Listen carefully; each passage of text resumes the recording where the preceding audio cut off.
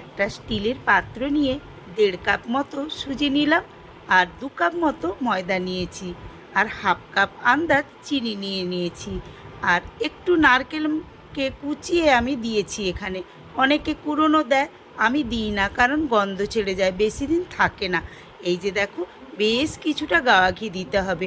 গাওয়া ঘি না দিয়ে তোমরা সাদা তেলও দিতে পারো। চিনে বাদামকে ভেজে একটু গুঁড়ো করেও বেশ কিছুটা দিয়ে দিয়েছি।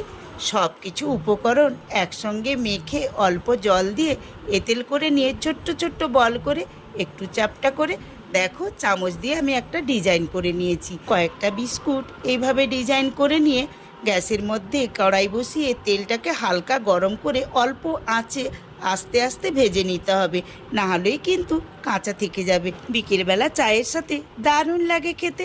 প্রত্যেকে ট্রাই করে দেখো, কিন্তু কেমন হয়েছে আমাকে কমেন্ট করে জানিও।